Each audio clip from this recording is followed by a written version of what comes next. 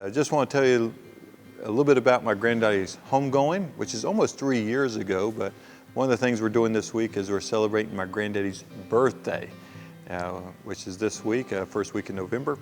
And so we're just taking a little bit of time to talk about his homegoing today. When he passed away, his body was prepared in Asheville, North Carolina, but he came to the Cove in Asheville. And that's where he would lay and rest there for a while. We had a private ceremony there, and we had a lovely time there. It was a great time. But I say, from there to Charlotte, I saw something I'd never seen before. We had to drive from Western North Carolina down to Charlotte. I didn't think there'd be maybe just a few people out there waving and praying. It was lined up, except for about a 5-mile stretch down a real steep mountain. That was it. Everything else was lined up. And it was just unbelievable. I've never seen anything like this. Every bridge we came to, every bridge, we did not organize this, every bridge had a big American flag.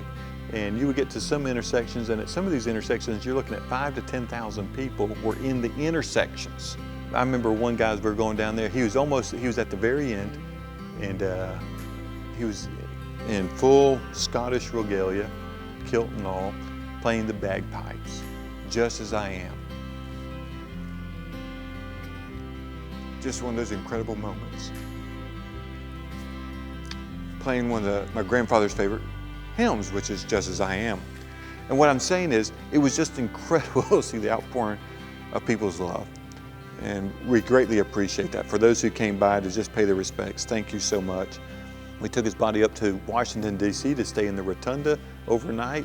Politicians. I remember when Nancy Pelosi came up and said, "Will," she said, "this has been one of the most amazing days. There's not been one argument on the Hill today." It was like a day of peace. And I think even the politicians loved that. And my granddaddy's laid to rest here at the Billy Graham Library. You can come and see that as well. And it's a beautiful place. I like to go out there often when I'm down here, go by and see it. And he's buried in a prisoner's casket. Right here, this picture here is taken at Angola Prison in Louisiana. My grandfather needed a casket, my grandmother as well. So my dad went and purchased them from Angola Prison.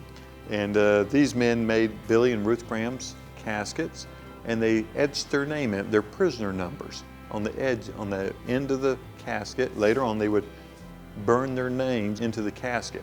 My granddaddy liked that because he always considered himself a prisoner of the Lord, a servant of the Lord. And so these men made caskets for my granddaddy. Now, if you look at it, you'll see that there's nothing fancy about it. It's just plywood. Just plywood put together by prisoners.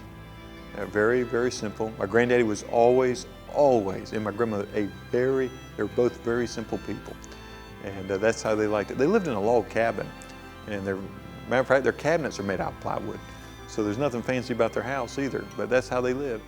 And they loved it. And they never got caught up into things, and they just kept their eyes on the Lord Jesus Christ. And it should be a good reminder for us. Don't get caught up on the earthly things, the earthly possessions. Keep your eyes focused on the Lord.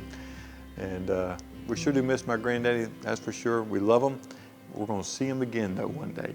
And I can't wait for that day. So thank you for joining me today, and I hope that you come by the Billy Graham Library here in Charlotte, North Carolina. Hope to see you here sometime. God bless.